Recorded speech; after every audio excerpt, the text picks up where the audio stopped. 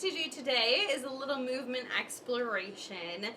This is nothing really intense. You can do it sitting down, you can do it while you're at your computer, you can do it while you're making dinner, you can do it while you're brushing your teeth. There's really no limitations on this one. I'm going to be doing it on my exercise ball because I love my exercise ball.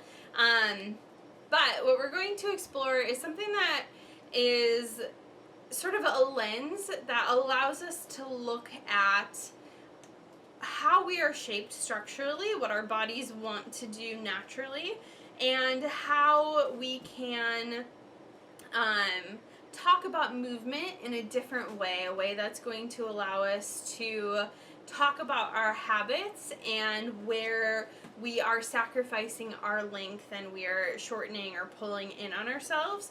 So these two curves and movements are called primary and secondary. So primary is what babies come into the world with, right? It's that soft fetal curve, right? They're curled up, they're all sort of pulled in and tucked in, and that is our primary curve. So if you were to do a roll down, which we'll do right now, that is going to really show you what our primary curve is.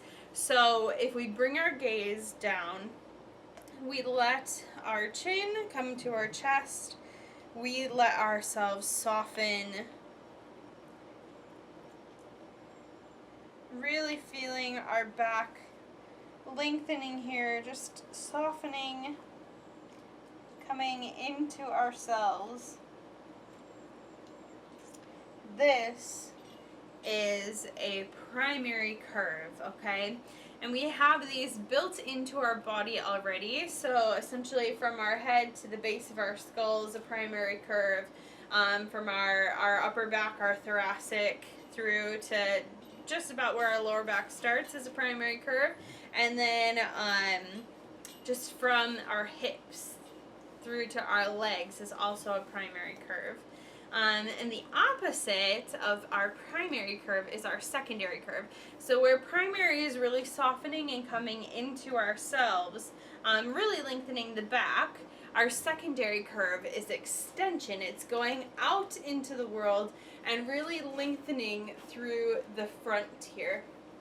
So if we go back to that primary roll down that we did, and then we see something, we imagine something sort of running across the floor, we allow that to pick up our gaze, and we allow that to follow into movement, we have brought ourselves into a secondary curve.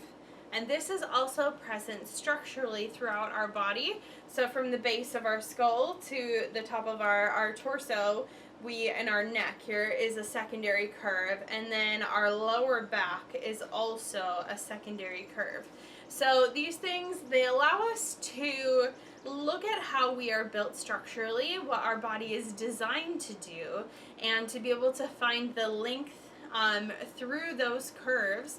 And then it gives us a different way to look at our movement, to see where primary and secondary are involved and where we may be over lengthening our back, shortening through our front, or overextending through our front and shortening through our back, because the goal is to be as long and tall and free as possible.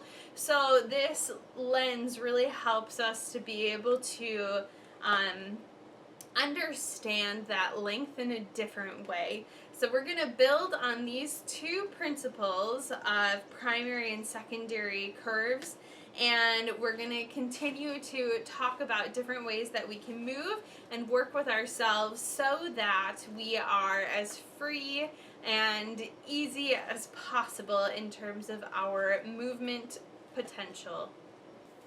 Thank you so much for watching, guys. Stay tuned because we are going to be talking about primary and secondary throughout this week. This will sort of be the theme, and there's really a lot to know, and then we're going to start to really dig deeper and look at this in different applications and things that we continue to work on, both in movement and sort of in theory as we talk about Alexander's technique.